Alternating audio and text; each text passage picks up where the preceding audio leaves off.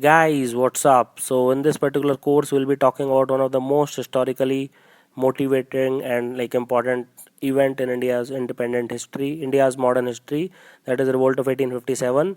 And as you can see, this pic is just to depict that what kind of scenario might be there.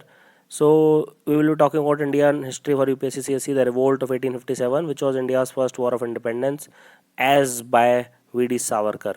This is presented by me, Roman Saini, and if you feel these courses are helping in any way, you can give a 5-star rating, which will help me and other academy educators in coming up with great courses. And you can also write a review, which will again help us to bring awesome content for you.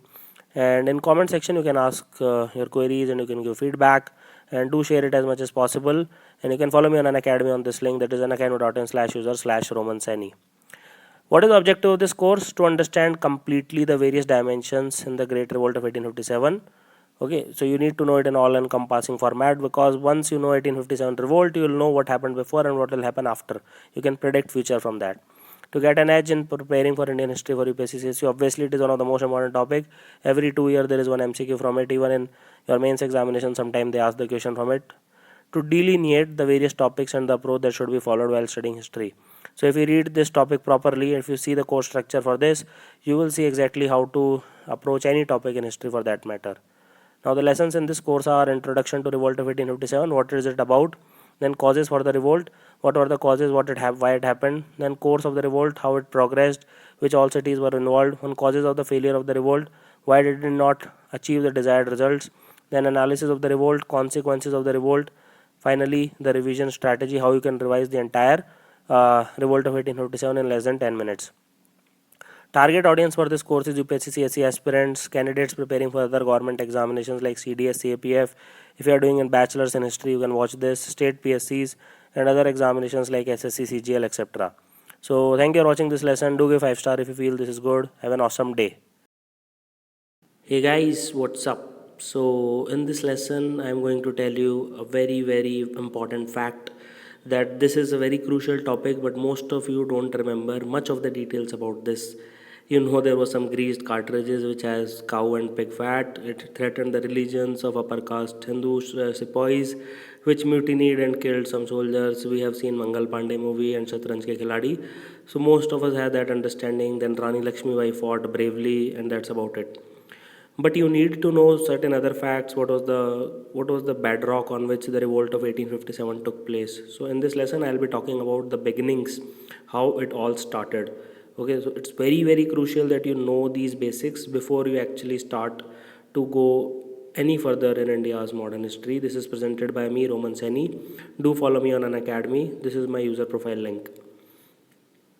Now, whenever we talk about any topic in modern Indian history, you have to approach it in a logical way. So, first of all, you need to read the facts, okay, that what actually happened in that era. Then you need to know the causes of that particular topic or causes of that particular event. Then need to know the immediate effects, what it had during its course and after when it was over. Then finally, what was the aftermath? What were the consequences of that particular thing or that particular event in action? Then you need to analyze it in detail. Okay, then you need to provide a critique over it, not criticize. Critique means writing a balanced summary kind of a thing, or balanced what are the consequences of that thing, or scrutinize it in detail. Then finally, you need to know the learnings from that particular event, how it shaped the future. And finally, you need to know certain extra points which varies from topic to topic. These are under the miscellaneous category. So in the same way, we will analyze the 1857 event. So what it is, then what were the causes: social, economic, political, administrative and religious causes.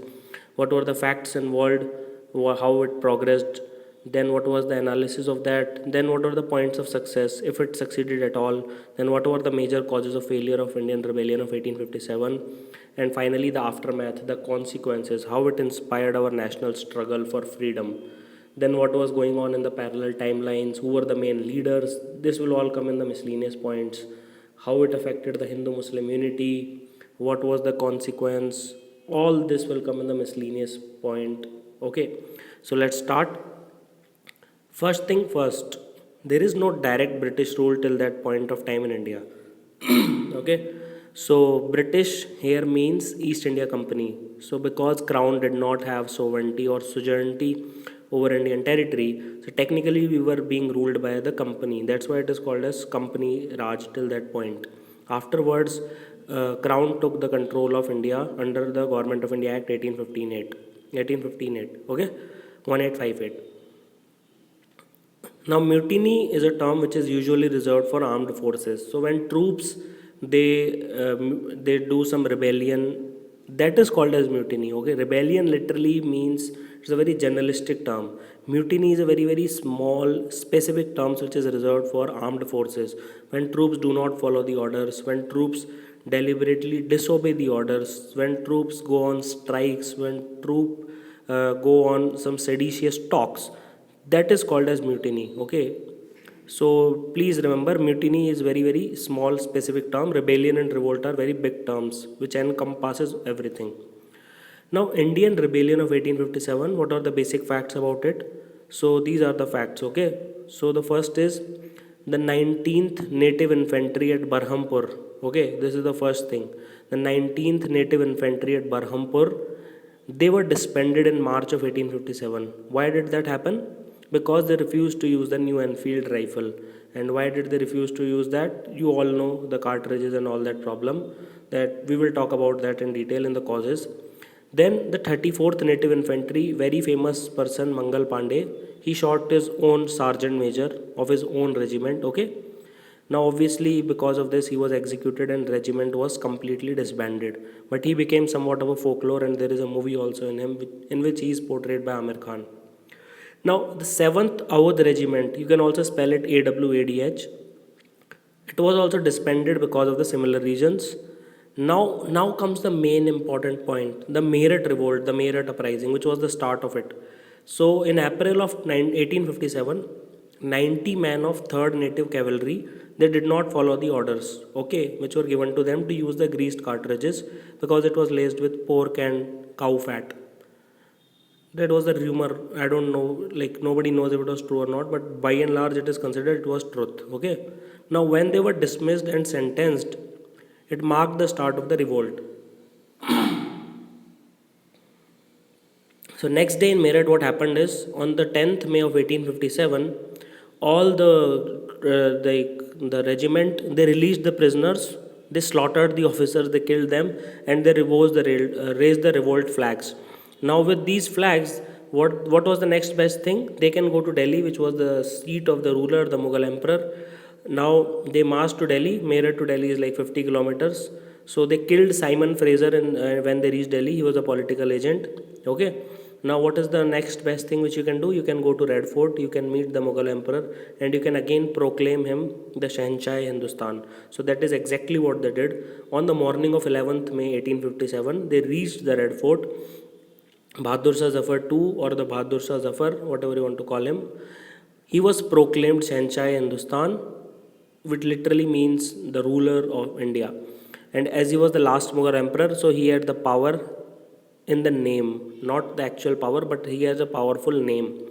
So Bahadur Shah Zafar agreed reluctantly because he was old, he was dependent on British pension, and he was very frail, fragile, he did not want any part in it, but they forced him, and finally he agreed, and he wrote letters to all the major rulers and influential people to rise against the British rule. This is important, to rise against the British rule and throw them out of power. So this is very critical. Okay, now how did it help? Basically it completely, now till now it was just a mutiny, but now since you have legitimized it by using a powerful name or powerful dynasty, it transformed completely this mutiny into a revolt, perhaps into a great rebellion, or even into the first war of Indian independence. So that was the power, that was the magic of proclaiming Bahadur Shah Zafar as the Shahanshah Hindustan. So this is very critical, which people miss out, that though he did not play any active role, agreed, but his name carried powerful. Again, it was all because of past glory of Mughal Empire, the Delhi Sultanate. So Delhi was the heart. Okay, so Delhi, Red Fort, all these are heart of Indian like polity till that point of time. Even today, a point of leadership was oriented now. Now people know in which direction they need to orient their efforts of revolt, even if only namesake. Okay. And now it gave an anchor to the entire revolt. Now they know the fulcrum around which they can revolve.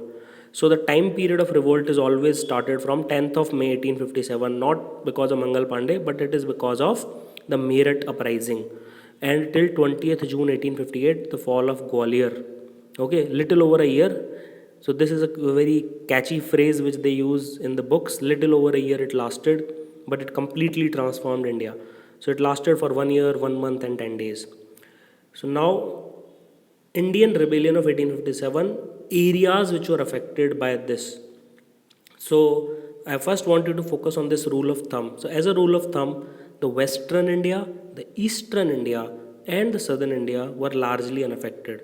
West and East were very slightly affected. South India was almost completely unaffected. Okay. North India, Northwest India, and Central India, they were the main participants or the belligerent country region. Okay, so the main area affected will be Upper Gangetic Plains, UP, Delhi NCR, Central India, MP, Bihar. Okay, so Upper Gangetic Plains will include Delhi NCR, UP, Bihar, and Central India will include MP, the northern part of MP. So largely confined to the area mentioned above. Now the British presidencies of Bombay, Bengal, Madras, they were hardly any activity, logically speaking, right? Now 6 in Punjab, especially Kapurthala, Patiala region, they supported East India Company by providing soldiers, the resources, all kind of support. Kashmir and many states of Rajputana also did not join the revolt. Okay, so British had upper hand in that. And South India like Madras, Hyderabad, Mysore, Travancore, the large princely states and presidencies, they did not join either. So these are some of the pics of Meerut revolt. As you can see, these are the soldiers. They are rising. They are fighting against their officers. They have killed many of them. And these are some of the nostalgic pics which remind of the Great War which India fought, which completely transformed our national struggle. So let's continue this series. I hope you like this. Thank you for watching the lesson. Have an awesome day. Hey guys, what's up? So we continue our Revolt of 1857 series, and in this lesson I'll be talking about the causes. Most of us know that Enfield rifles and cartridges and pig and cow fat, these are the main reasons, or bone dust in the atta or the floor. But apart from that, there are n number of reasons why this revolt took place. This is presented by me, Roman Saini. Do follow me on an academy. See, first of all, there are most important are the political causes. Now the native rulers realize that East India Company is very greedy. It has come solely for its own purposes. It is thirsty for power, land, resources. They backstabbed many of them during wars, and they charged enormous amount of money from both the losing party as well as the party they are serving for. Okay, all the losses were recovered from the belligerent parties. Okay, Britishers always gained from wars. Okay, they served only the side, they sided with the side which served their best interest. Okay, so this was clear till now. Now this planted lots of doubts. Maybe next time they will not favor us, or maybe they'll screw us next time. So everybody was very scared. Then actually there were some policies like subsidiary alliance system by Lord Wellesley. Okay, then doctrine of lapse by Lord Dalhousie. They were very very exploitative, expansionist policies. Okay, and then the doubt became very very clear because they prevented the inheritance. Like Lord Dalhousie properly prevented the inheritance and denied the right to succession. Okay, in certain cases, if especially if the male heir is not there. So obviously these are the main causes. Then the doctrine of lapse by Lord Dalhousie, the following states were annexed. Like you don't need to remember the year, just sometimes some stupid people ask the sequence in which they were annexed. So Satara in 1848, Jaipur and Sambhalpur in 1849, Bagath in 1850, Udaipur. Okay, this Udaipur is not of Rajasthan, okay, it is in Chhattisgarh. So people make this confusion. Jhansi, obviously, and Nagpur. Jhansi is the most famous case of doctrine of lapse because of Rani Lakshmibai. But all these you need to remember. Now, very, very important question is Awadh was annexed into the British East India on the grounds of misgovernment or alleged misgovernance or whatever you want to call it. It was not because of any other reason. It was, this is asked a lot of time. Then Punjab and Lower Burma, which is also called as Pegu earlier, now it is called as Bago. It was annexed through war. So just remember, Punjab wars everybody knows. First Anglo-Sikh war, second Anglo-Sikh war, 1845, 46 and 48 and 49. So we will talk about it later when we talk about the modern Indian history.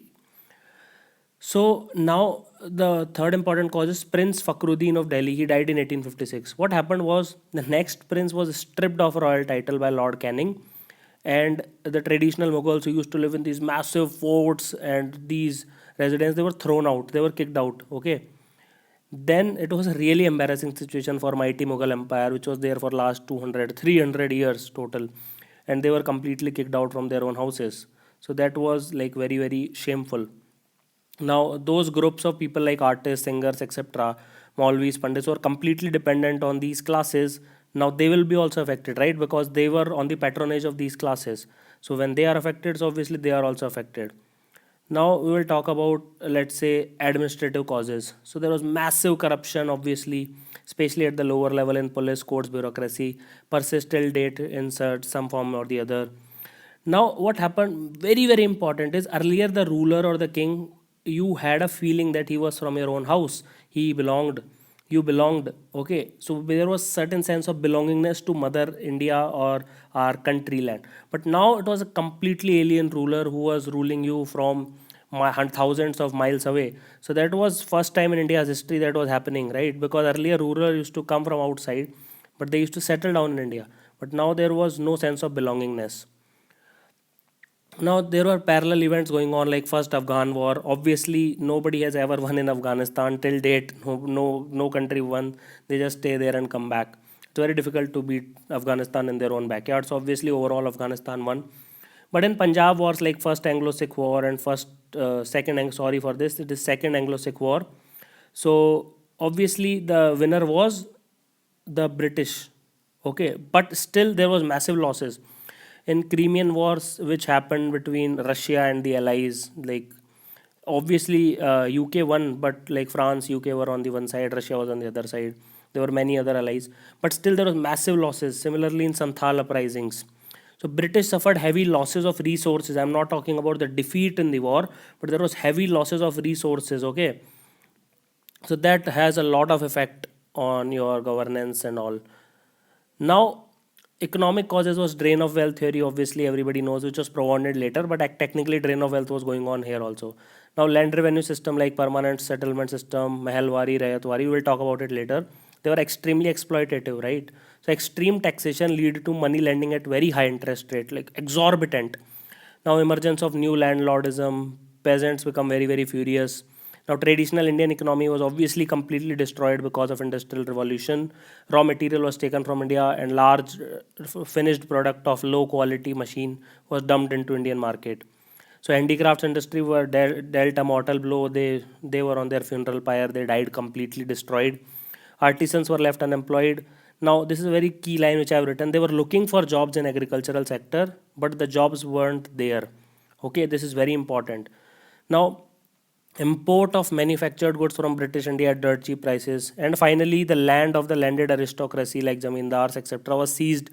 This status quo was they were testing their status quo on what authority they are holding these lands, and finally there was loss of status in the eyes of feudal public. The India was very much feudal till then, no matter what everyone else says, we were very feudal, and they were very furious and they were very angry because of this. So everybody was literally want to kill Britishers some way or the other. Now social religious reforms like Christian missionaries came, so there was official missionary nexus there. Okay, they were allowed to preach openly, so they thought that Hindus and Muslims will be converted to Christians. Now reforms like Bengal sati regulation by William Bentinck, which lead to abolition of sati. Hindu widows remarriage act by Ishwar Chandra Vidyasagar helped in that. Promotion of women education by Savitri Bai Phule, who was the first woman teacher, and her husband Jyotiba Phule.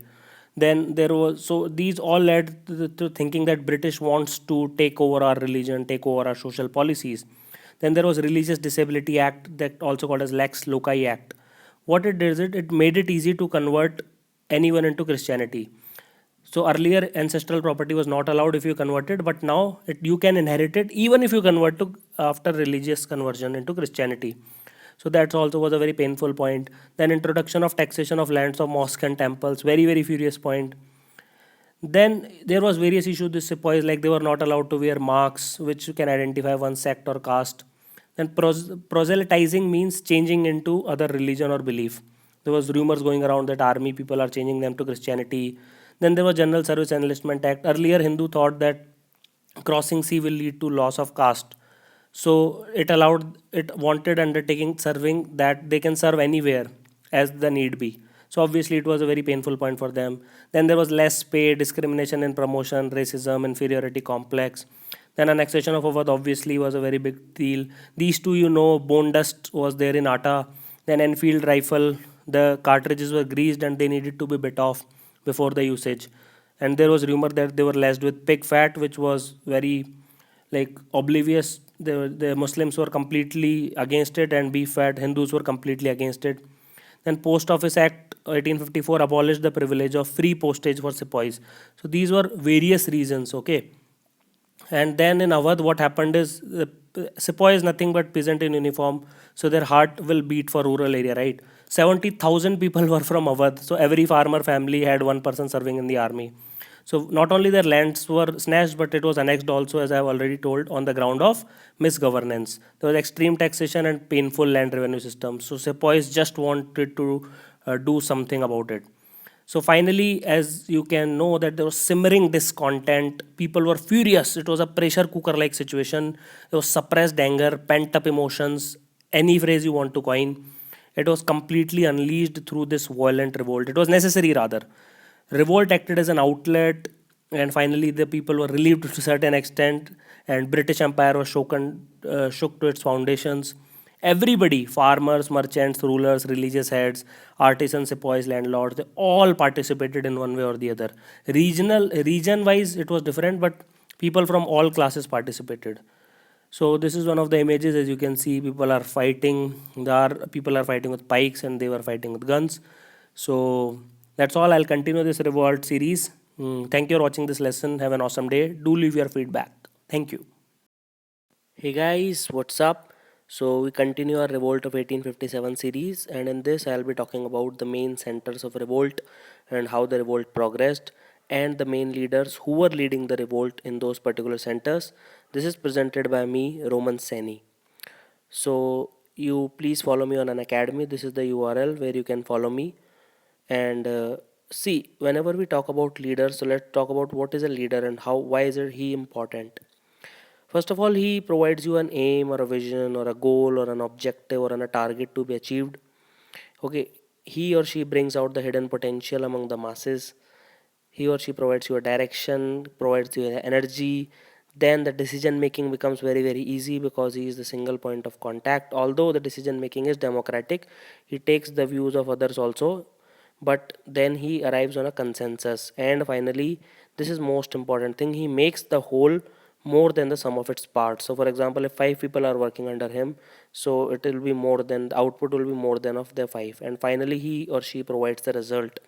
That's why we need leaders in success of any project. And this 1857 revolt was one of the biggest project undertaken at its time in India. So as you can see, this yellow region is the most affected region, as I've already spoken about it. This is UP, Bihar, Northern MP, Delhi, NCR. So this is the main region which was affected by the revolt. So when we talk about Delhi, so it has been heart of India for past one millennia, almost since Qutbuddin Aibak and the Delhi Sultanate started. So Bahadur Shah too, he was just a nominal leader. Okay, this is very important to understand. He was just a nominal leader, that is by law, de jure. Why couldn't he lead? Because he was an octogenarian to start with. He was 81. He was a very meek personality. He did not possess aggressiveness like Aurangzeb or Akbar's wisdom or nothing. No leadership qualities was there in Bahadur Shah too, so he could not lead. And if we had someone like George Washington or Mahatma Gandhi or Vallabhbhai Patel in that era, we would be free then. Like it is at least a possibility. Many of the thinkers have hinted towards it that because of lack of leadership, we could not be free, and it took 90 more years. Now, true leader, the de facto, by fact, the leader was General Bakht Khan. So, de jure means by law, what is law legal, and de facto means what is reality. Okay, so General Bakht Khan, who earlier fought in Bareilly, he was the true leader who was leading the masses in Delhi. He ran the entire court under the name of the emperor with 10 members. Okay, 6 were derived from the army and 4 from the civil. So we will talk about suppression of the revolt and British response in the next lesson. Now comes to Kanpur, or it was called Kanpur because Britishers couldn't write the spelling properly. Now Peshwa Bajirao II, his adopted son was Nana Sahib, but he was banished from Pune and he was not given Peshwai or the Peshwa title, and he started living near Kanpur. Now he made Sir Hugh Wheeler surrender. This is a key important point. You should remember this. And he kicked him out of Kanpur. Okay, Sir Hugh Wheeler was kicked out. Now Tatya Tope, and his real name was Ramchandra Pandurang Tope. Sometimes they ask this also. He first fought in Kanpur along with along with Nana Sahib, and finally later he fought with Rani Lakshmi Bai. And he was an expert in guerrilla warfare, which is nothing but you do not attack head to head. You take small troops of 50 to 100 to 20 people or 50 or 200 people at max. You hide and you wait for the proper time to attack, especially in forest hilly areas where the terrain is uneven and the visibility is low. Now this is a very famous incident that is called as siege of Kanpur. It is a very key incident in rebellion 1857. So what happened was British forces could not fight a long battle, who were settled inside the Kanpur, and they were not prepared for a prolonged siege, and they surrendered to rebels under the Nana Sahib. But and Nana Sahib promised them a safe passage to Allahabad. But no one is 100% sure what happened next. But many Europeans, like 200, 300, 400 European civilians, including women and children and soldiers, were killed, and their body was dumped in a well. So there were two different sites. One was the Sati Chura Ghat, okay, so that is called a Sati Chura Ghat massacre, and other was Bibi Ghar. So there was two closely related sites. So this is a very famous incident, and just remember this. And due to this incident, Britishers retaliated very heavily once they came to know that the body was dumped in well. Now let's talk about Lucknow. Very very simple. Begum Hazrat Mahal who took the fight against the British. Okay, and her son British Qadir. Sorry for the spelling. Was proclaimed a Nawab. The spelling is Qadir. Now this is very very important point. There was no communalism back then. There was absolute harmony between Hindus and Muslims. There was no religious riots or communal riots as such. So both Hindus and Muslims participated in administration. They shared the important offices equally. This was one of the biggest achievement of 1857 revolt, that we lived in unity, which is somewhat lacking in today's politically charged environment. So you have seen lots of communal riots in the last 100 years. There was no communal riots before 1857 by and large. There might be some minor incidents but by and large there was nothing. Faizabad. Okay, now Faizabad, Maulvi Ahmadullah, he was also known as Danka. He was one of the most prominent religious figure who took part in the revolt. And in Battle of Chinhut, which was fought in Ismailganj, it is a place near Chinhut, he defeated Sir Henry Lawrence. So just remember Maulvi Ahmadullah in Faizabad. This is more than enough. Okay, just remember this, that religious leaders also participated, not only princes and kings. Okay, religious figures also took part. This is important. Sometimes they ask this.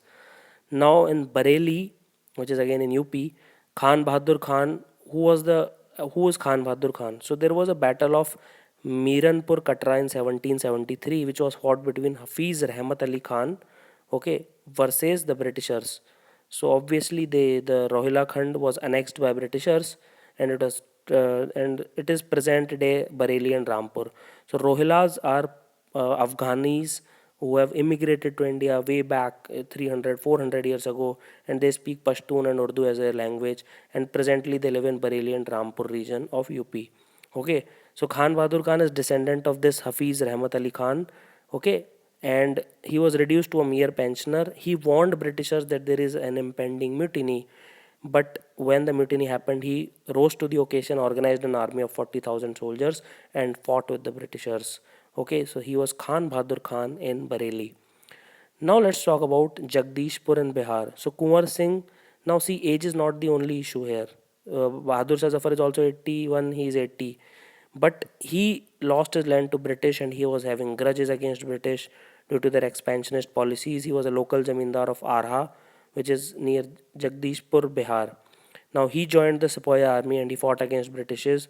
These Sepoys were marching from Dinapur to Arha. Okay, so Kunwar Singh in Jagdishpur, Bihar. Now Indian rebellion of 1857 in Jhansi. This is important. This is important. Jhansi is very very important. Why? Because Rani Lakshmi Bai fought here. Her real name was Mani Karnika. Okay, Now, adopted son of Rani Lakshmibai and Raja Gangadhar Rao, who was the Raja of Jhansi, who the name was Damodar Rao. Okay, actual son of Rani Lakshmibai died after 4 months of birth, so he was adopted son, and he was not accepted as a successor by Lord Dalhousie, who under doctrine of lapse policy annexed Jhansi. Rani Lakshmibai pleaded that please don't annex Jhansi, but it was anyway done.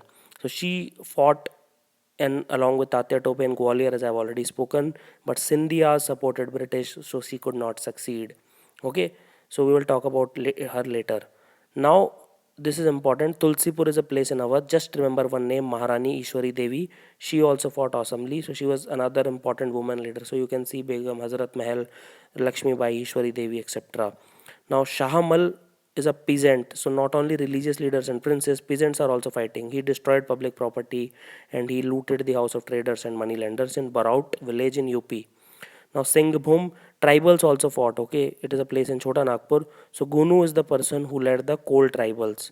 Okay, so as we can see, civilians participated in large number. Cantonment area of Bombay and Bengal also participated, not the actual states, but Madras remained completely loyal to the British. So these are the some facts. Civilian participation is huge. Okay, so finally, just remember this list: Kanpur, Nana Sahib; Lucknow, Birjish Qadir, son of Begum Hazrat Mahal; Bareilly, Khan Bahadur; Jagdishpur, Kunwar Singh; Jhansi, we had Rani Lakshmi Bai; Delhi, we had Bahadur Shah Zafar as nominal, General Bakht Khan as the real, and finally Faizabad, we have Maulvi Ahmadullah. These are the British generals who defeated them. For example, Sir Hugh Rose defeated Rani Lakshmibai, but we will be talking about them in the next lesson. So I hope you are enjoying this series. In next lesson, I'll continue the response of the British. Thank you for watching this lesson on an academy. Have an awesome day. Hey guys, what's up? So we continue the Revolt of 1857 series, and in this particular lesson, I'll be talking about response of the British. How British responded to the revolt, how they literally crushed the soul out of revolt, not by brute force but by proper planning and execution. Now, see friends, books can be written about this response, and there must be various analysis and PhD scholars, but I'll keep this discussion very brief. I do not want to bog you down with information which cannot be retained. So if any information, if it cannot be retained for over 6 months or 1 year, then it is completely useless from the perspective of the examination. Okay, so I'll be talking about very brief, and I'll be talking about only in analytical sense of the lesson. This is presented by me, Roman Saini. Now you can follow me on an academy. This is the URL www.unacademy.in/user/Roman Saini. Now let's start. Okay, starting of the revolt was May 1857. So in May and June 1857, Britishers did not do anything. East India Company was almost silent. There was no armed rebellion from their side as such. There was no army sent to crush it in May and June at least. Okay, so it was not a silence as such, but it was silence before the storm, because they were planning extensively. Lot of planning, lot of meetings was going on, how to crush it most effectively. There was martial law applied in the entire North India, and there were various other laws and acts which were passed to help in the crushing of this revolt. Okay, so through these laws and through the martial law, what happened was these completely empowered, or these gave the necessary power or to anyone. It is not only including the military officials but also the civilians. So if you find any rebel in those time, you can punish them. Okay, so this is very important. So it gives legitimacy to your cause. Then, as you know, Lord Canning was the Governor General during that time. He was the last Governor General of India, and he was the first Viceroy after Government of India Act 1858. We will talk about it later. So he thought that we should not be very severe against these rebels or sepoys, because they are after all the company soldier. So he was given this title of Clemency Canning in British media. But after the incidents like Bibigar massacre and other events which happened, where lots of Britishers were killed, it was used as a token, and there was a slogan among the Britishers that remember Kanpur. So such incidents and various other factors lead to the policy of no mercy and no prisoners. So Britishers follow the 300 policies. just like Sparta followed in the movie. I'm just kidding. So they were the sepoys, the rebels were tied to the cannons and their body was blown away. It has a very psychological impact. See, you'll not feel pain anyway, right? Hanging is more brutal than this, but it is very psychologically disturbing for those people who are watching such hanging. Then there was public hanging from the gallows. Gallows is a wooden platform through which you remove the wooden plank and the body suddenly falls, and the death is because of the puncturing of spinal cord. Okay, now you know this phrase, no vakil, no appeal, no dalil, because of Rowlatt Act. Okay, but here also the similar policy was followed. So there was complete direct execution. Okay, there was no trial, no court, nothing. It was just, if you are rebel, if you are find out, even if they suspect you are a rebel, you will be killed. So it was so called swift justice, quote unquote. Okay, maybe justice, maybe not, who knows. Then Lord Canning did many things. He asked army to come to Delhi from all sides. Okay, so he telegraphed Elphinstone. You can find a college after his name. He was the governor of Bombay. Okay, he asked him to return the British forces who in the Bombay who were participating in the Persian wars, etc. Then Madras regiment was asked to march to Calcutta. Then Pegu, which is lower Burma, they were also asked to come to Calcutta. And from Calcutta, they were asked to move towards the North India. Now, remember that Sikhs earlier in Punjab, all the Sikhs, their gurus, etc., they were fighting against the Mughals, especially Aurangzeb and Chandni Chowk, and you know all these incidents, right? So they were fighting with Mughals. Now Bahadur Shah Zafar was proclaimed as the king, so-called king. So they obviously were siding towards the British or they stayed neutral. Okay. So hence British could mount an attack from the Punjab towards Delhi for its recapturing. This is very important. People don't remember this, that Delhi is still the heart of the political India till then. Now, from Bengal also, as I've already spoken, they marched towards the North India. They followed the policy of divide and rule in the sense that those zamindars whose land was taken, they said that okay, you support us, we will give your land back. Okay, so this was carrot shown to zamindars, and those sepoys who still mutinied, they were killed or they were executed. Or so this was a carrot and stick model or divide and rule model which East India Company followed. Now, what are the fate of the leaders? So, as you already know, Bahadur Shah Zafar and Zeenat Mahal, they did not believe in the power of sepoys. They thought that sepoys will eventually lose. So, they tried to negotiate with the Britishers for their safety earlier only. But it did not pay any heed. Bahadur Shah Zafar tried to hide in Humayun's tomb, okay, which is his ancestor only. And he was tried and he was banished to Rangoon, okay, which is the capital of Burma of those days. And he finally died in 1862 in November. And with him, the most important thing that happened was the end of Mughals. There was complete end of Mughals. And where were his son and grandsons? They were already killed in at Khuni Darwaza or Kabuli Darwaza. Okay, first of all, what happened in there was complete blowing of Kashmiri Gate, and they were shooting of his sons. I have already spoken about it. Mirza Mughal and Mirza Khidr Sultan, and his grandson Mirza Abu Bakr. Sometime they might ask these names, so you might remember them. They were shot by Hudson, and their bodies were displayed in public in front of police station, that is Kotwali. So it is very psychologically disturbing scene.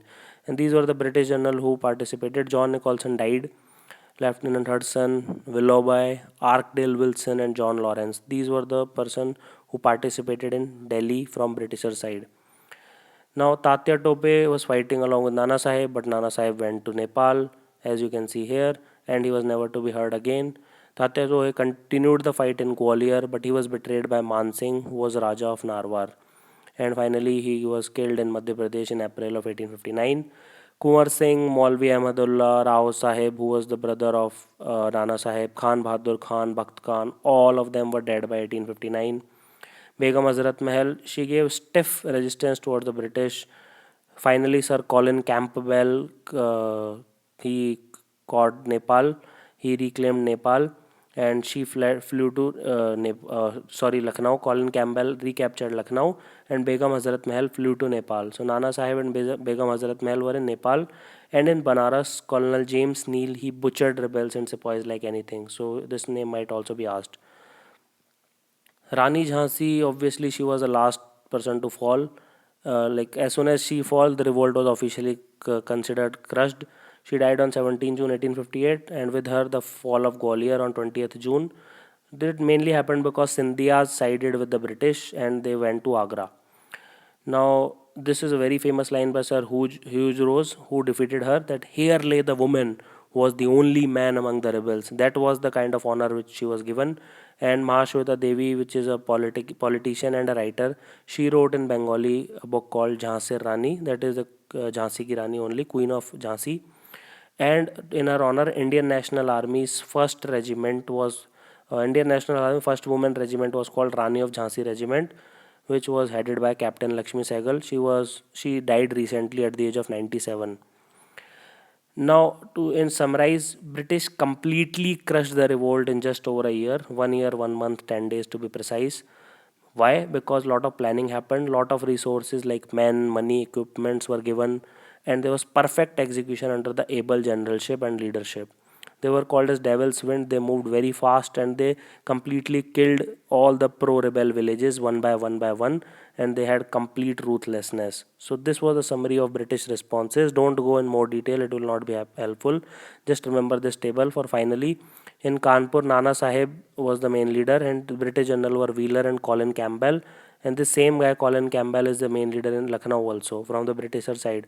Lucknow, you have Burjis Qadir and Begum Hazrat Mahal. Bareilly, you have Khan Bahadur. Jagdishpur, you have Kumar Singh. Jhansi, you have Rani Lakshmi Bai. Delhi, you have Bahadur Shah Zafar and General Bakht Khan. Faizabad, you have Maulvi Ahmadullah.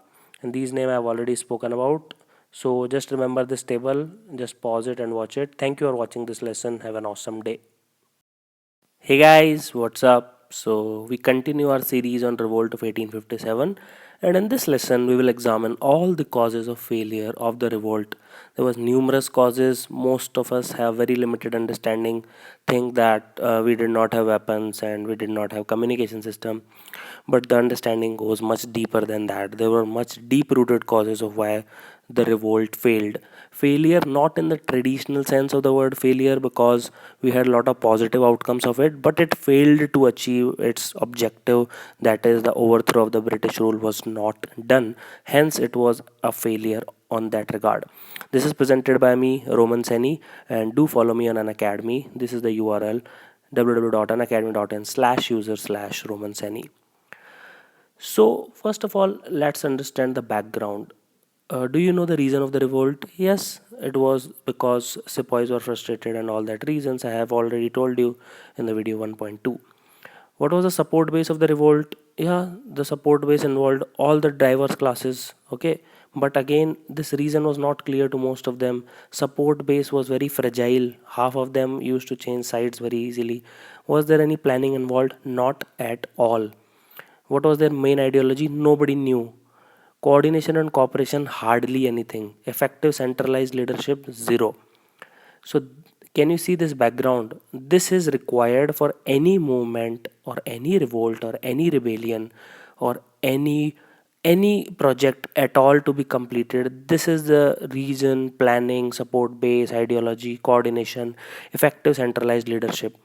You take cricket for example, you take any political party for example, these are the things. You take your UPSC preparation, all this is required for any project to be completed, and everything of this was missing and it was completely lacking. Okay, is that understood? So that was the main reason why the revolt failed. But you can't just write this, you need to write more. Although this is sufficient in itself, but they'll ask some stupid questions, so let's talk about that. So everyone was harboring a grudge against someone or the other. Nobody was happy, right? There was a lack of clear enemy. Although East India Company was a united enemy, but it was something like 1977 election in Indian government, where left to right everybody united to defeat Congress, but they did not know like what is the common ideology, and they fell apart after 3 years. So there was lack of clear enemy in this case also. They were fighting amongst each other.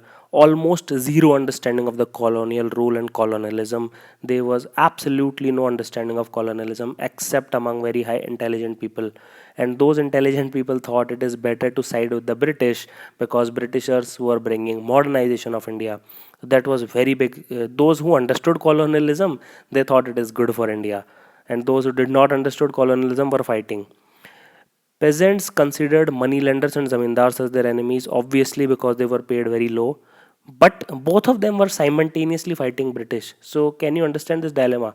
So peasants were fighting with moneylenders also, and peasants were fighting with moneylenders against British. So obviously there was lack of clear enemy. Now rulers and aristocracy like Nana Sahib, he was the adopted son of Peshwa Bajirao too, and he was not considered as Peshwa, and he was kicked out of Peshwa, and then he was not even given his pension. So they were furious because their rights, lands, money, etc., all were usurped by British. But now see this thing: as soon as their land was promised back to them and their titles to the princes, all of them switched sides. For example, Mansingh was a talukdar, so he used to switch side a lot. Mansingh is not the Mansingh of earlier times. Okay, it was not Akbar wala Mansingh; he is different Mansingh. Now, moneylender also thought their business was much safer under EIC patronage, so they also supported East India Company's rule later on. Now, what are the causes of failure of revolt? Hardcore causes includes territorial spread. Was not an all India movement. I have told you earlier. Southern India, East and West were hardly affected. Okay, less than one fourth of India and less than 10% of the population was affected or involved in the revolt. So hardly anything. Many like Jodhpur, Rajputana in general, Nizam of Hyderabad, Punjab Sikh leaders in Patiala, Kapurthala, Sindhiyas of Gwalior, Holkars of Indore, they either stayed neutral or they supported Britishers. Punjab Sikh leaders did not support Britishers because they did not want. They supported Britishers. All of them either stayed neutral or supported Britishers. Especially Punjab Sikh leaders, they do not want Mughal rule to come back because they had already fought with them for a long period of time. 50% of the Indian soldiers only participated. 50% did not took part in the revolt. Okay, and they fought from the side of Britishers to crush it. When Delhi was reclaimed by Britishers, it was just 5,000 soldiers. Out over two-thirds were Indians. So can you see, we were not united ourselves. So that is why we could not succeed. So this is just a map. Can you see this brownish area?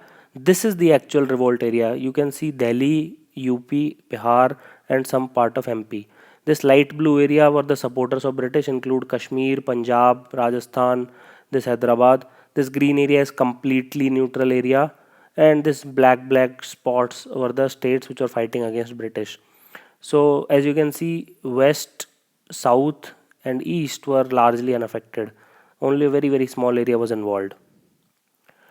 Now, what were the main causes? Again, lack of unifying leadership. So Bahadur Shah Zafar II was proclaimed Shenshah Hindustan, but as you all know, he was old, frail, 80s in age, weakest link of the entire thing. He was the main culprit. Dependent on British pension and carried only the name of the Mughals. He was the last Mughal, and he was literally the last Mughal, and he did not have any power or authority. Local leaders like Lakshmi Bai, etc., they were good. Tatya Tope, Nana Sahib, they were good, no doubt. But they were not no match for British generals because they had like the proper education, they had war tactics being demonstrated and all that. So when it comes to mass mobilization of troops and displaying effective leadership, so Britishers are far superior. Then again, electric telegraph lines was there with Britishers, which had two benefits. They could communicate and coordinate better among themselves so that they can organize and mobilize their troops much faster, much quicker. And also they can keep an eye on the movement of rebels and plan in anticipation. Okay, this is again a crucial part. And they always stayed one step ahead in the game because of just simple electric telegraph lines. Now we come to equipments. Indian soldiers, by and large, we were fighting with lathis, swords, pikes, spears. Okay, this was this was okay if the fight was going on in 13th or 14th century, not okay in 19th century. Maybe they had some few guns or muskets, but they were not part of advanced technology. On the other hand, just see European soldiers. They had much better training. They were much more organized. They used latest weapons like Enfield rifle. Do you know Enfield rifle is called Enfield rifle because it is a place near London and not because of Royal Enfield. motorcycle. I'm just kidding. It's a place near London where British Ordnance Factory was located. It was just introduced in 1853, and as soon as it was introduced and tested, it was sent to East India Company. Now, rifle, half of you might not be knowing, rather most of you might not be knowing, rifling is a process in which you create grooves inside the barrel through which the accuracy becomes much higher. I read this in forensic medicine, and the range also improves a lot. Earlier they were using brown bess smooth bore. This smooth boring is, the range is very very short and the accuracy is very bad. And this was a musket. Okay, brown bess smooth bore flintlock musket, sometime they may ask this name. So obviously you can see the equipment, the armor was much better with Britishers as compared to Indians. We were just fighting with clothes. And finally, the last blow was recapturing of Delhi by Britishers. Have you heard of Khuni Darwaza? It is just near Maulana Azad Medical College, just opposite Firoz Shah Kotla Stadium. So on 20th September 1857, just after 4 months of revolt, Delhi was recaptured. Okay, it was the center stage and it was the nerve center and it was completely crushed. Okay, the Kashmiri Gate entrance was blown. Bahadur Shah Zafar was sent to Rangoon, which is a place in Burma, erstwhile Burma, and he died after 4 years. His sons Mirza Mughal and Mirza Khejr Sultan, their upper garments were removed, they were half naked, and his grandson Mirza Abu Bakht, all three were shot on a point blank range by Hudson. This is at Kabuli Darwaza, which was developed by Sher Shah Suri. It is also called as Khuni Darwaza after that incident. Okay, and then he kept their dead bodies in front of Kotwali, means police thana, for a public display. All this lead to psychological defeat. Even then, the revolt was more or less crushed. And sepoys had complete lack of discipline. They do not know what do, if they win, what they will do. They have zero understanding of phenomena of colonialism. There are almost every reason has been covered in this lesson, and I hope you enjoyed this lesson. So now you know when next time you need to revolt, what are the factors to consider. Just kidding. Roman Saini signing off. Thank you for watching this lesson. Have an awesome day. Hey guys, what's up? So we started this Revolt of 1857 series with a basic introduction. Then we dealt about the various facts. Then we dealt about the various events, the causes of the revolt. Then the how the British suppressed the revolt. What were the reasons of the failure of the revolt, etc., etc. What were the important leaders and places. So now let's discuss the analysis of the revolt. What was the nature of the revolt? Whether it happened in the past or not? What were the different names by which this revolt is called? What were the different views of the leaders? What were the views of Britishers, the leftists, the rightists, the nationalists, etc.? And finally, what should your view be in the answers? This is presented by me, Roman Saini. Do follow me on an academy on www.unacademy.in/user/Roman Saini. See, first of all, to begin with, nobody teaches this, but I think this should be taught in the first place. So there are total 12 or 24 names possible of the revolt. So if you include of 1857 in everything, so there are 12 names possible. For example, Great Rebellion of 1857, Great Revolt of 1857, Great Mutiny of 1857, Great Uprising of 1857. Similarly, Indian Rebellion of 1857, Indian Mutiny of 1857, Indian Revolt of 1857, Indian Uprising of 1857, or Sepoy Rebellion, and so forth. Okay, so this is the very perfect algorithm which you can encode almost all the names by which this revolt is called. Sometimes they just call it Great Rebellion or Great Mutiny. So that makes it almost 24 names through this table. So just remember this table and you can use it in different places. For example, when you start the essay, you can write it like it was an Indian Rebellion of 1857. Or when you are in the middle of the essay, you can write it as Great Revolt of 1857. Or when you are about through end, so you can call it as Indian Uprising of 1857. So that adds a flavor to your answer. That's how you get more marks. So nature of the rebellion was, obviously there was no natural single leader, as I have talked about. Bahadur Shah Zafar was not a leader per se, he was just nominal leader. So the landed aristocracies like the zamindars and the princes, etc., and the feudal lords, rulers, etc., they led from the front because there was no natural leader. Now, broad social base was there. It was not limited to upper caste or lower caste or Muslims or Hindus or zamindars or peasants or sepoys or civilians. Everybody participated, especially the civilians. They participated. For example, peasants, artisans, civilians, sepoys, prince, rulers, landlords, shopkeepers, common men. Almost everybody participated except merchants and intelligentsia. All the classes participated.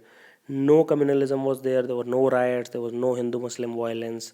They fought in perfect harmony and like brothers in arms. But the important thing is it was not the first mutiny. Sepoy did the mutinies earlier also. So let's focus on those. You don't need to remember the names, but just for your information, in 1764 there was a Sepoy mutiny in Bengal and it was brutally suppressed like all the other mutinies. Like in 1824 there was in Barakpur, and in 1844 there was some allowance issue or bhatta issue. Okay, so these were the past mutinies. Now, what is the nature of the rebellion? So, massive law and order violation was there. Obviously, that is why Britishers were alarmed and they did something called as the martial law was invoked. Okay, there was parallel authority established under Bahadur Shah Zafar. So coins were minted in his name, courts were giving orders, administration was going on in his name. Okay. Ordnance stores were looted. Okay, ordnance stores had weapons, armories, okay, arms. Okay, so all the armories and ordnance stores they were looted, but Britishers tried to burn it before sepoys could get their hand on it, and the treasuries of the Britishers were ransacked. Okay, they were looted a lot. So this happened during the revolt. Now there are various quotes. So just remember this is a very important quote by R.C. Mazumdar that it was neither the first nor the national nor war of independence. So it is true to certain extent, but you need to defy it. Okay, in the answers, you should not support it very vocally. Okay. Second was it was far more than a mutiny, yet much less than first war of independence by Stanley Walpert. So you don't need to remember these quotes. Nobody can remember these quotes except the first one. You don't usually will find quotes on this, but this is just to give you an idea what other people were thinking. It was unpatriotic and selfish sepoy mutiny with no native leadership and no popular support by Sir John Seeley. So Britishers will always criticize this. Britishers will always say that Indians were undisciplined and barbaric.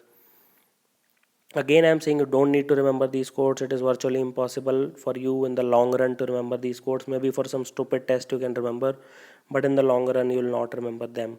Just remember the crux of these quotes. Okay. So Dr. K. Datta said it was a military outbreak which was taken advantage of by certain discontented princes and landlords whose interest had been affected by the new political order. True to certain extent, but this does not show you the entire picture. All the quotes are true to certain extent, but they will not show you the entire picture. The only quote which you should remember is India's first war of independence. This was a book written by Vinayak Damodar Savarkar in 20th century. This is the only quote which you should remember by heart, okay? Because this is asked a lot, and this is you should be using in your answers. SN Sen called it started as fight for religion. True to certain extent, but this is a very superficial reason. You do not know the deeper reason. If you want to see those deeper reason, you can watch the 1.5 lesson. Ended up as a war of independence. Okay, so this is also true to certain extent, but again not showing the complete picture. Then Marxist historians call it soldiers peasant combined struggle against feudal and foreign bondage. This is absolutely absurd because this feudal point will not agree. Why? See, they were not fighting against feudalism per se.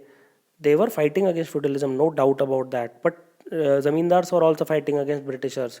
So this particular mutiny cannot be against the zamindars as such. Okay, so there was a lot of confusion. So this statement is not at all true. So do not use this. Okay, unless you are quoting them. Holmes, there was conflict between civilization and barbarism. Again, I'm saying Britishers will be very much biased. Rees called it war of religious fanatics with Christians. And this is a perfect quote. Okay, if you want to quote it, quote this. Had a single leader of ability arisen among the rebels, we must have been lost beyond redemption. So India would have been independent if there was a leader like Mahatma Gandhi or Vallabhbhai Patel or George Washington during that time.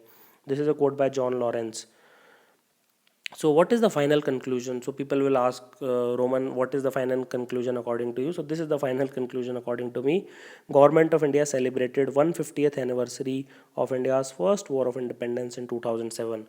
So just remember that it is officially, there was coin minted, there was 100 rupee note, and there was postal stamps, and there was state honors, and there was books written. I still remember I was in 11th class that happened. So yeah, just remember that it is in the 150th anniversary. It is still uh, officially known as India's first war of independence. So there is no doubt about that. So this is the final conclusion. British historians usually will remark that it was unpatriotic on our part. We were traitors. We were undisciplined, fanatics. Fanatics means religious orthodox or religious extremists. Okay, fanatism can be other fields also, but here it is referring to the religion. Barbarics, that we were uncivilized, uncultured, and we were just sepoys who mutinied and so on. So they will criticize us a lot, most of them anyway.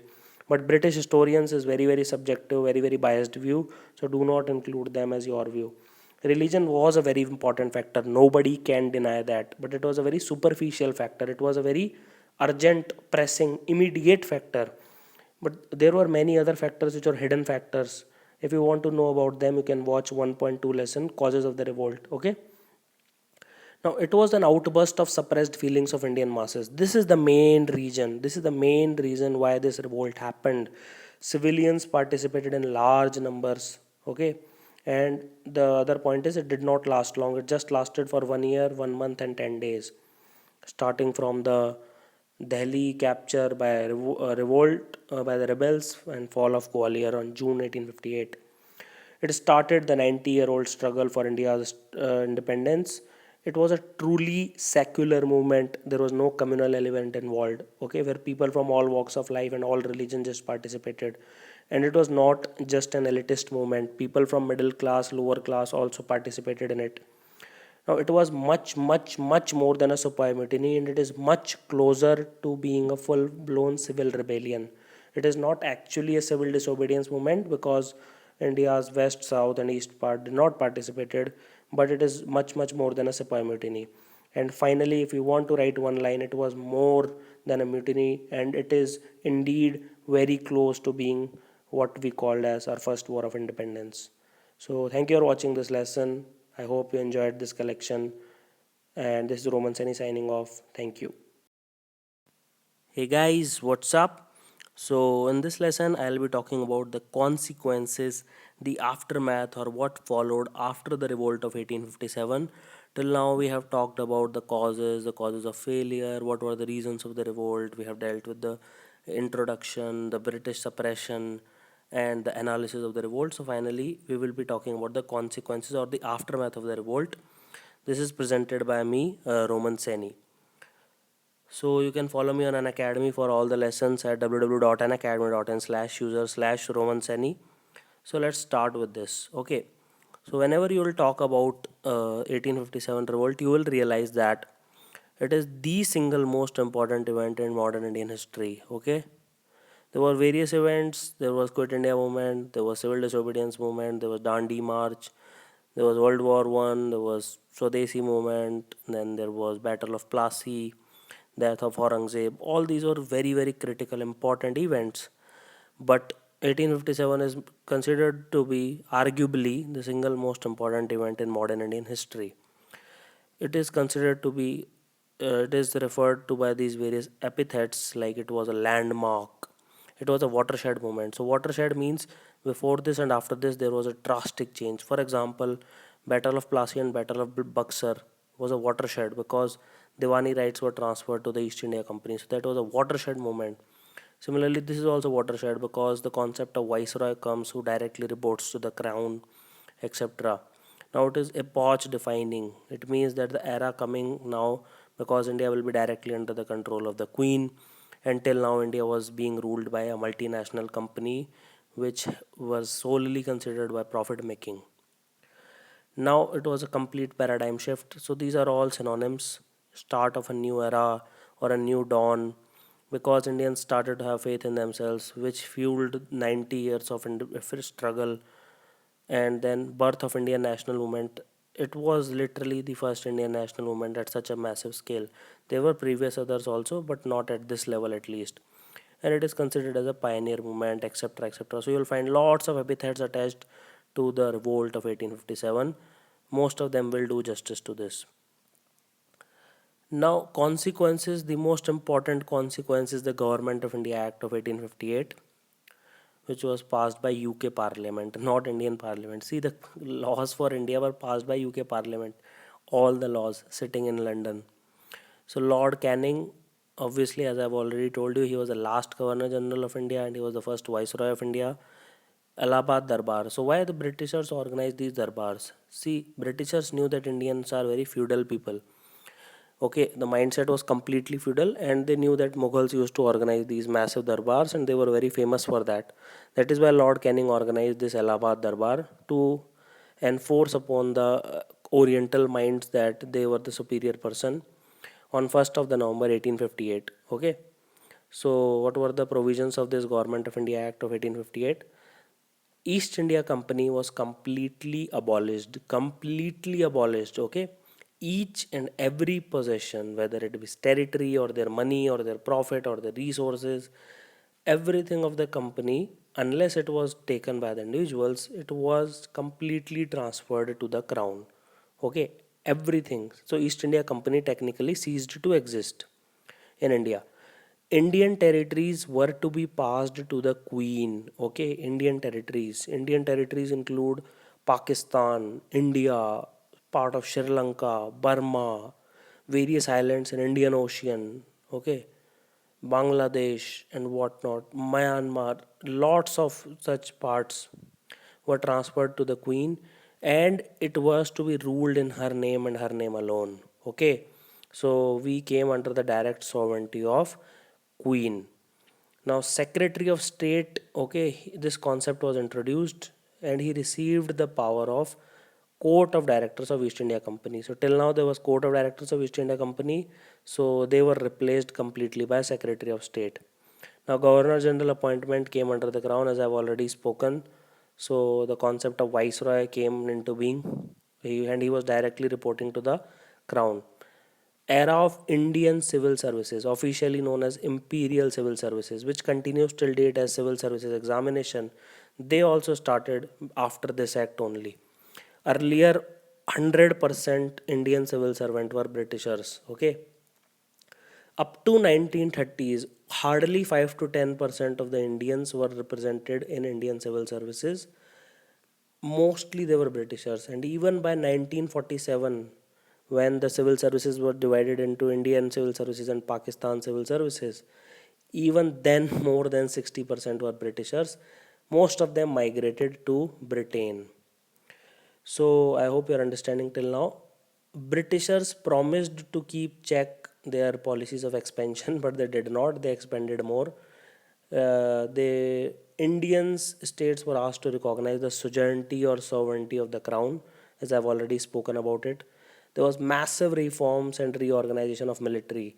So they said that the European soldiers percentage was increased a bit, okay, because the revolt happened because of the Indian sepoys only. So the massive reforms and reorganization was required, and Indian and Britishers grew further apart. There was irreparable rift among them. They did not trust each other that much. Okay, there was racism. Okay, why? Because European citizens were always given preferential treatment, both in theory as well as in principle. So you might have heard about things like Gilbert Bill and whatnot. So they were all like just showed that how prejudiced they were against the European citizens. Now, finally, the British press and people felt that all the harsh measures which was taken to crush the revolt, as I've already spoken in chapter 1.4, just watch that lesson and you will realize that various harsh measures were taken by the Britishers to crush the revolt, and British media thought that it was perfectly justified. Okay, they were completely appalled. Appalled means taken aback by the selective perception. Okay, it was complete selective perception. British media reported that the Indian sepoys were raping and killing European citizens because they were barbaric natives. It was complete selective perception. In reality, it was more other way around. Okay, siege of Kanpur incident like Bibi Ghat massacre, etc. Okay, so they were very well highlighted, and term sepoy was developed negative connotation in Britain. Okay, so that was the reason that British media gave all this support to this revolt crushing. Now, Indian, the most important thing is obviously we developed confidence in our abilities, we developed trust in our capabilities, and which fueled our struggle for the next century. For next 90 years, we struggled for our freedom, we struggled for our equality. believing that our ancestors did it in 1857 without resources, without equipments, without communication channel, without leadership. Still they fought. They fought because they thought it was their right to fight, and they wanted more to die rather than to live this miserable life. So that acted as a source of inspiration. We were completely fueled with a burning desire for next 90 years, and we were helped by great leaders like Mahatma Gandhi, Bal Gangadhar Tilak, Sardar Vallabhbhai Patel, Jawaharlal Nehru on our way, and they fueled our national movement for independence.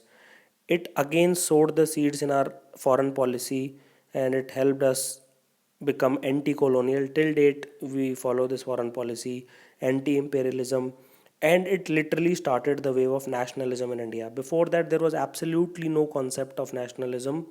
Okay, so India was organized in a one country in the time of Ashoka, and now this is the second time only. Okay, hardly at such level we find nationalism in India. And finally shook the foundation of British rule to the core. There was massive changes in administrative system, and I'll be talking about that in some other lectures.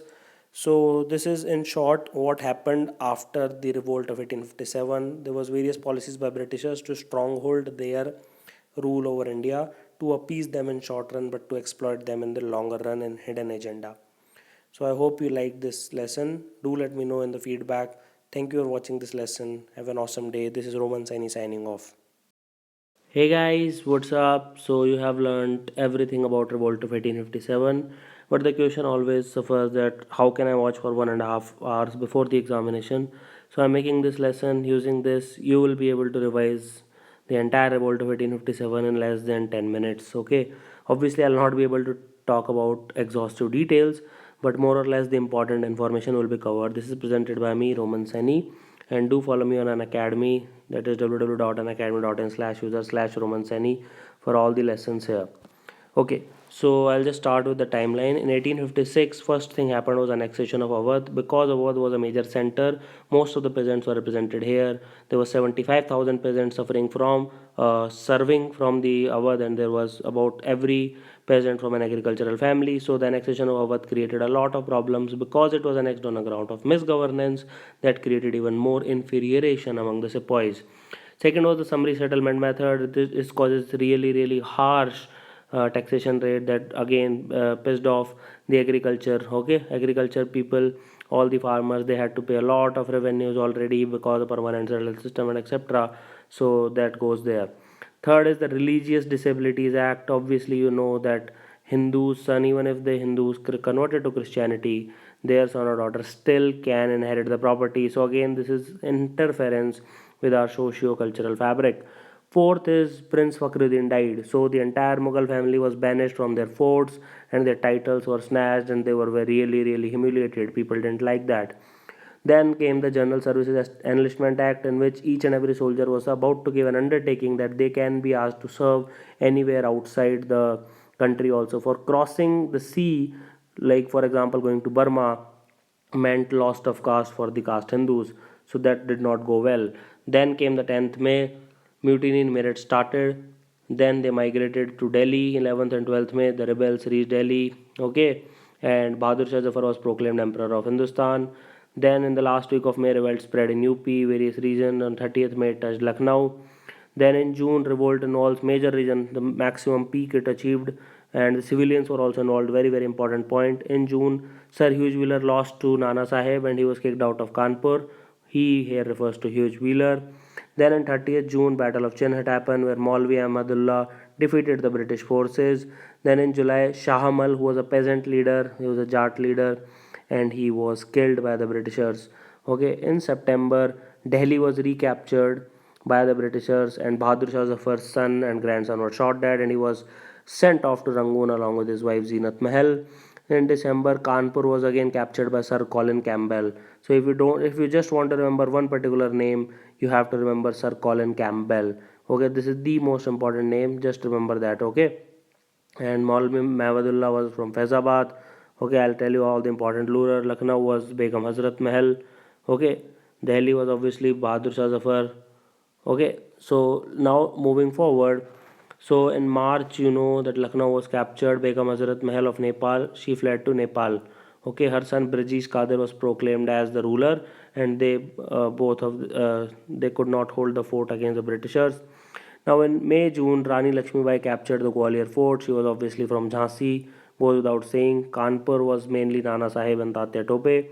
Tatya Tope was also fighting in June along with Rani Lakshmibai, but when the Rani Lakshmibai killed and Tatya Tope fled away, Gwalior fort was recaptured, and this marks the end of the revolt on 20th June 1858. Tatya Tope was later betrayed by Raja of Narwar, and he was hanged in 1859 in Shivpuri, Madhya Pradesh. Now, on 1st November 1858, Allahabad Proclamation came. This Allahabad Proclamation was done by Lord Canning, and it formally ended East India Company's rule in India, and Queen was declared as Empress of India. Now, rebellion is basically meaning is the expression of suppressed feelings against the colonialism.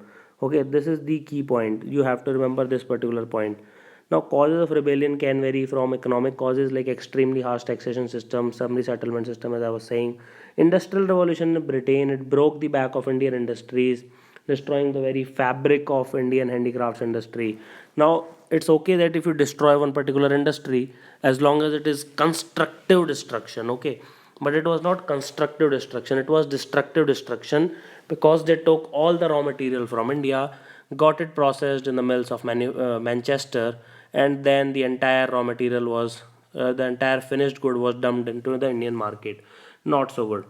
Okay, now they had zero employment in agriculture because agriculture was again in a really bad shape. There was zero industrialization in India. There was drain of wealth according to Dadabhai Naroji, and land of the zamindars were taken away. Now, before I forget, the important leaders in Kanpur was Nana Sahib, Lucknow was Birjish Qadir, son of Begum Hazrat Mahal, Bareilly it was Khan Bahadur, Jagdishpur it was Ara or Bihar it was Kunwar Singh, Jhansi it was Rani Lakshmibai, Delhi it was Bahadur Shah Zafar nominal but General Bakht Khan in real, and Faizabad it was Maulvi Ahmadullah. And Sir Hugh Rose defeated Rani Lakshmibai, and it was Colin Campbell who played the major role in Kanpur and Lucknow. In Banaras it was Colonel James Neal, and in Delhi it was John Nicholson and Lieutenant Hudson. Okay, now the political cause is obviously a greed of the British Empire. This is subsidiary alliance system of Lord Wellesley and doctrine of lapse. This all led to annexation of various states. Military causes or sepoys were completely frustrated. Past mutinies used to happen. They used to get led but less bhattas. They were given less promotions. They were treated inferiorly. They were given poor arms, and the issue of Enfield rifle where the to bit of the pig and the cow fat to bite the cartridge. Then there was bone powder in atta or the flour. Then there was bhattas issues. Foreign bhattas were not paid. They were treated inferiorly. They were not allowed to wear the caste marks. They had problems with crossing of sea. Now, in socio-economic causes, Britishers were affecting Indian customs directly, like sati, widow remarriage. They were promoting widow remarriage. They were inhibiting child marriages, and they were also promoting women education. So all these issues Indians felt really, really threatened. So these were the main causes of the revolt. And what are the reasons of the failure of the revolt? Most important reason is it was limited in its territorial spread. It was limited to Uttar Pradesh, Delhi, Bihar, and northern MP. Only certain classes participated. For example, Indian middle class, educated class did not participate. That was a real setback to that the revolt. Now, numerous states and classes, rather than supporting the revolt, or even rather than staying neutral, they actually ended up supporting British. For example, Rajasthan, Punjab, they really supported British. Madras, totally loyal to British. And the intelligentsia class, as I was saying, was in favor of British rule because they thought British is bringing modernization to India. They are bringing modern tempers and science and technology.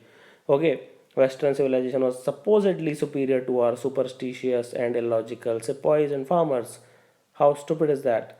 Anyway, inferior resources, obviously they had inferior equipment. They were fighting from spikes and pikes and swords and etc. They had poor training, they had poor organization skills. There was absence of modern means of communication. There was no telephone or nothing like that.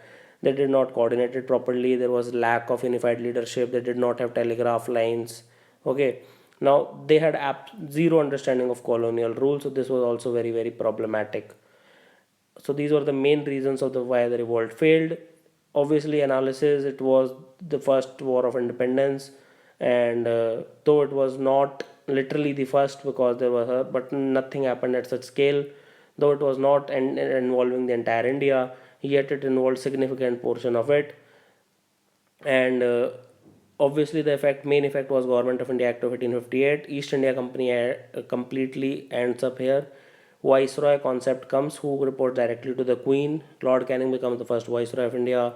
Queen becomes the Empress of the India, and this marks the beginning of India's confidence, and India starts to struggle for next 90 years, and finally we culminate on 15th August 1947, where India becomes independent of the British rule. So this was entire revolt of 1857 in less than 10 minutes as promised. This is Roman Saini signing off. Thank you for watching this lesson. Have an awesome day. Hi guys, what's up? So we continue our understanding the Great Rebellion of 1857 collection, and in this particular lesson we will be dealing with all the previous year question papers of last 20 years of prelims where a revolt of 1857 question have been asked.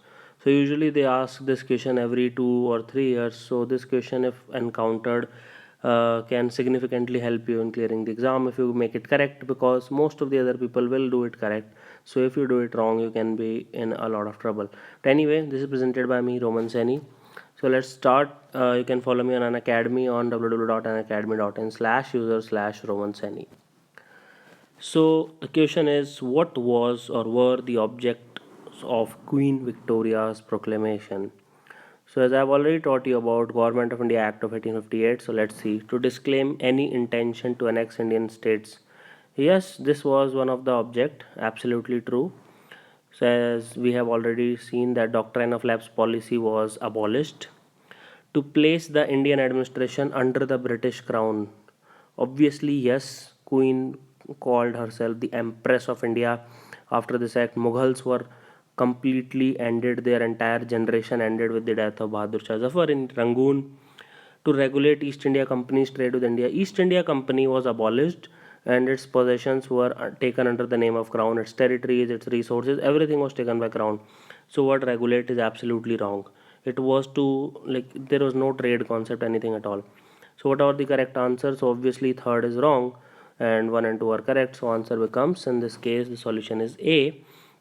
So already spoken that Queen Victoria's proclamation reversed the policy of annexation like doctrine of lapse, etc. And option 2 is correct because Indian states had to recognize British crown as the head, and Queen Victoria took the title as Empress of India.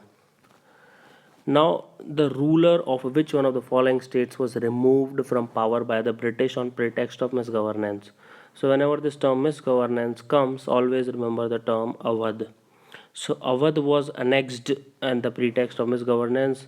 It was immediately prior to the revolt, and this was one of the immediate pressing issue of why revolt happened, because most of the sepoys, they belonged from the Awadh, and that's why they had this problem, and they did not like the fact that their home state was getting annexed on the pretext of misgovernance. So the answer is Awadh in this case. I have already told you before. Okay, so Jhansi and Satara were annexed via the doctrine of lapse, and option 3 is French. So even in this case, you can at least eliminate French, right? Because Britain had never annexed French as such. So answer becomes Awadh. Now, who was the Governor General of India during the Sepoy mutiny? So answer is obviously answer A, because I was saying that he was called Clemency Canning because he wanted to give a lenient treatment to the rebels. And you remember the Allahabad Darbar of 1858 after the Queen. So Government of India Act 1858 was announced on and by Canning only.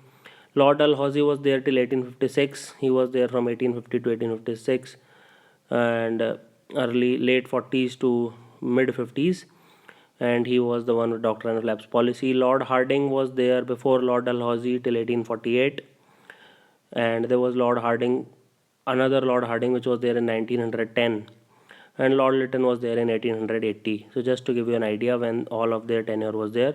So obviously you can connect with lots of people. So lots of ways you can connect Lord Canning to the revolt.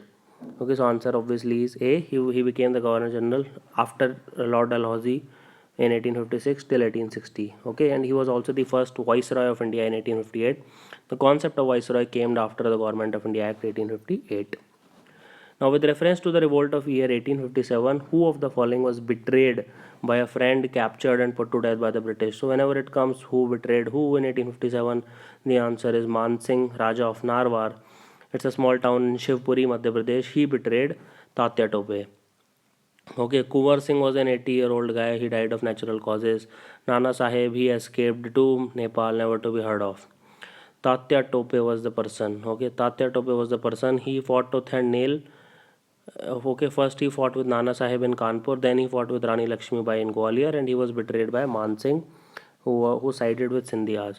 Now, Sindhyas, they were of Gwalior and they never sided with Rani Lakshmi Bai. They were an allies of British and they went to Agra, and Man Singh betrayed Tatya Tope. Okay, the answer is D. Now, which one of the following territories was not affected by the revolt of 1857? So let's just go by elimination method. Jhansi, obviously, Rani Lakshmi Bai, it was the hotbed of revolt of 1857. Chittorgarh, okay, I don't know, maybe. Let's see from an perspective of an aspirant. Jagdishpur, obviously, Araha, Zamindar, Kunwar Singh, I can relate these terms. Lucknow, obviously, British Qadir and Begum Hazrat Mahal. I also know that Rajasthan by and large either stayed neutral or it supported the revolt, or it supported the Britishers, sorry. So Chittor cannot be the answer since it's in Rajasthan, and West India in general do not supported the revolt. So answer is B. A, C, D obviously they supported because Rani Lakshmibai, Kunwar Singh and Begum Hazrat Mahal were there respectively. Now let's see which one of the following places did Kunwar Singh, a prominent leader of the revolt of 1857, belong to. As I've already spoken, Kunwar Singh was a zamindar from Araha, Jagdishpur, Bihar. Okay, Rajasthan cannot be the answer because there was no revolt in Rajasthan by and large. So answer in this case is Bihar. And now let's move forward. So consider the following princely states of British rule in India. The correct chronological order in which they were annexed by the British is, so you just need to remember, you just need to mug up the dates. Satara was annexed in 1848, Sambalpur in 1849, Jhansi in 1853. So answer is 3, 2 and 1. You can remember the entire list here. All the states were annexed under doctrine of lapse policy, okay, which was of Lord Dalhousie. Satara in 1848, Jaipur and Sambalpur in 1849, Baghat in 1850. Udaipur, this is again not of Rajasthan, it is in Chota Nagpur region, Chhattisgarh region, okay, 1852. Jhansi was in 1853 and Nagpur was in 1854. Okay, so just remember this chronological order, they ask it many times. Now, in this instance, we could not play off the Mohammedans against the Hindus. To which one of the following events did this remark of Hutchinson relate? So let's just go by elimination method. Champaran Satyagraha 1917. See, by this time there was a lot of communal elements in Indian politics. Lots of riot happened in 1930s and 40s, especially the direct action day, where a lot of people were butchered. Okay, now Khilafat and non-cooperation movement. Obviously, there was a lot of tension between Hindus and Muslims. August movement of 1942. Again, during all this era, there was a lot of communal elements, but Revolt of 1857 is known for its perfect secular character. Hindus and Muslims were together fighting against a common enemy. There was absolute zero element of communalism in those times. It is only in last 100 years that we have turned so communal. So let's hope that we reverse that trend eventually. So answer here is Revolt of 1857. Hindus and Muslims fought like brothers in arms in the Revolt of 1857. Just remember this line, use it, write it in essays, etc. The educated middle class in India, did it oppose the revolt of 1857? Did it supported the revolt of 1857? Did it remain neutral to the revolt or fought against native rulers? See, educated middle class will never fight, right? It will never fight, especially in 1857. Absolutely zero chance. Educated middle class, by and large, in the entire world, they never fight technically on the ground. Okay, they can fight using their ideas and they can fund it, they can provide resources or they can do some protest, but they technically never fight. So answer D is eliminated. Okay, they supported the revolt of 1857? Absolutely not, they never supported it. So answer B is also gone down the window. So among option A and C, you may choose either of them, but most commonly answer is given is opposed the revolt of 1857. So educated middle class people included, so let's assume like Raja Ram Mohan Roy is there. Okay, he was not there in 1857, but I'm just giving you some examples or Ishwar Chandra Vidyasagar or people like him, they thought that Britishers are abolishing sati, Britishers are promoting widow remarriage, Britishers are opposing child marriages, Britishers are promoting women education. So Britishers are so progressive. Why does these illogical, illiterate sepoys, these mal-educated peasants, why are they opposing such glorious rule? So that's what their thought process was. So educated middle class thought that these superstitious sepoys, they are fighting because of their religious issues, but technically Britishers are very good. Their rule is has brought modernization and westernization and science and technology to India. So educated and middle class in India opposed the revolt of 1857. So answer is A, because they believed the revolt was backward looking. So thank you for watching this lesson. Have an awesome day. Hey guys, what's up? So this is the last lesson in the revolt of 1857, and here I have tried to look upon all the last few years question paper. Unfortunately, in this particular century, they have not asked many questions from revolt of 1857. Yet I have tried to include some close by questions which were of that era, so that you get a hang of what kind of questions are being asked and how to answer them, how to include the main points, and in what order or flow you have to go about. So let's start. I'll be dealing with two particular questions of UPSC Civil Services Examination mains only. Okay, so it will be more focused on mains and not on your prelims or any other examination. So this is me, Roman Saini. So let's start. So for all the lessons made by me, you can follow me on Unacademy on www.unacademy.in/user/Roman Saini. So let's examine this question. It appeared 2 years ago. In many ways, Lord Dalhousie was the founder of modern India. So let's assume you are a student and you are sitting in the exam hall and it is December of 2014 and you encountered this in your mains paper. So it's a very contradicting kind of question, right? So we don't usually see colonialism as very good.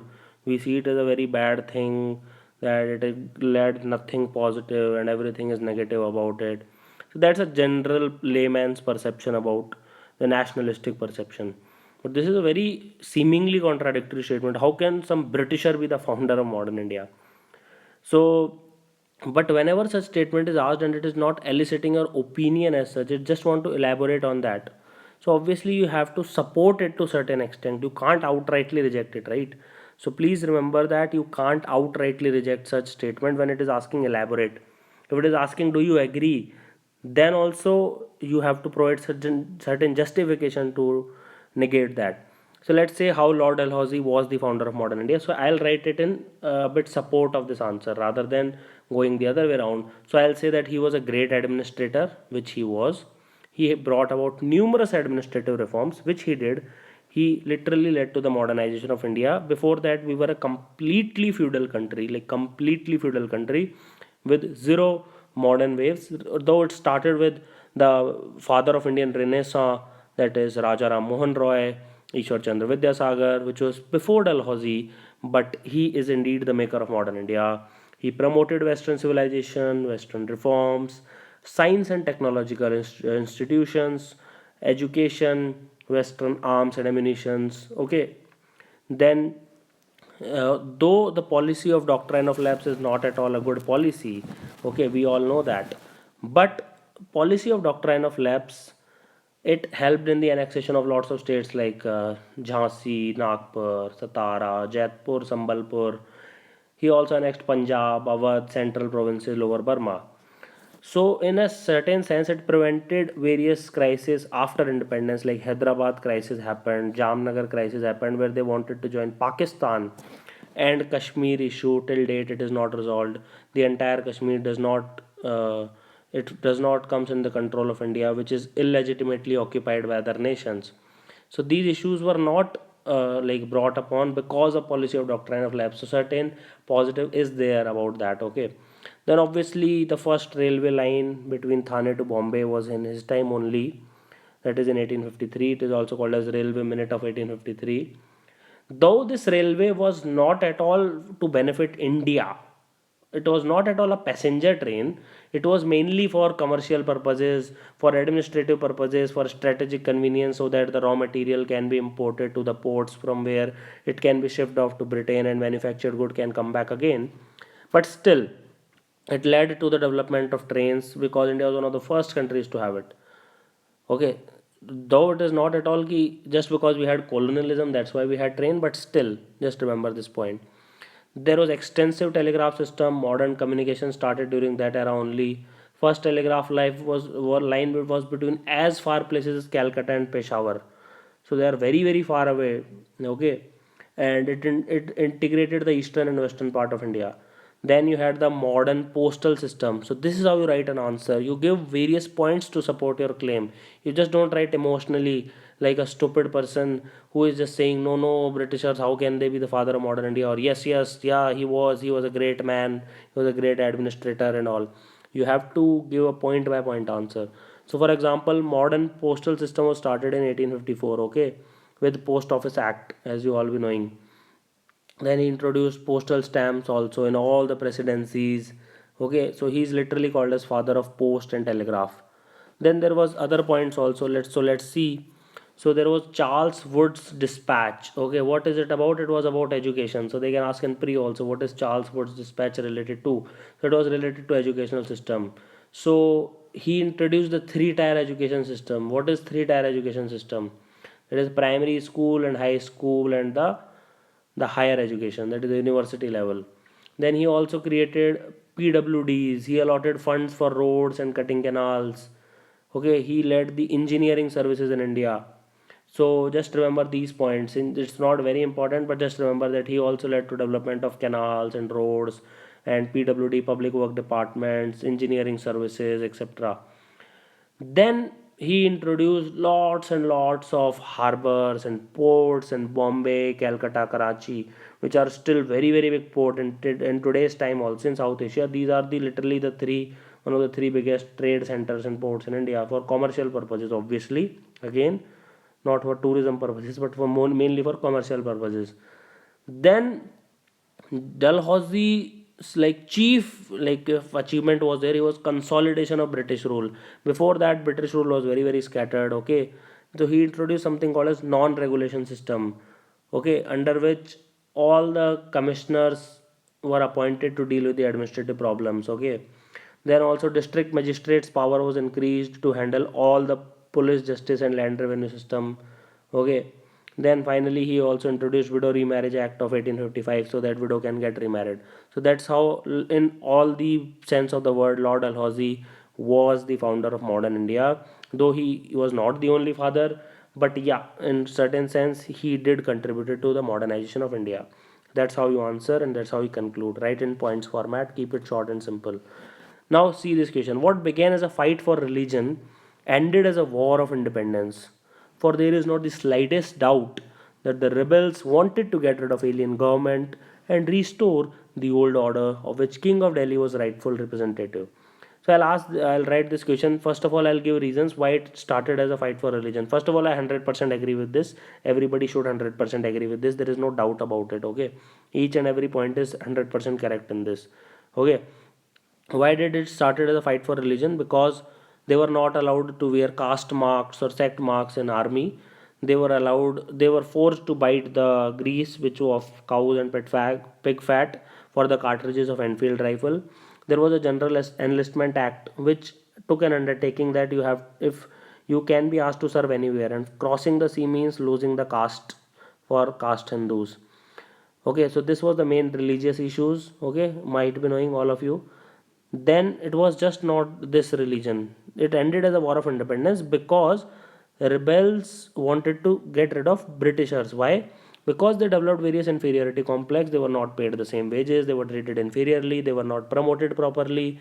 Okay, they were not allowed to sit on good horses. They were not given good arms and ammunitions. Then other people also rebels included like doctrine of lapse. Because of it, they made various enemies like princes, rulers, etc. And restoring the old order, they wanted feudal India back. Feudal India was very simple, rules were very simple, everybody was supposed to do some things. Okay, so that's why they wanted to focus on feudal India. And who is the most important representative of feudal India? The Mughals.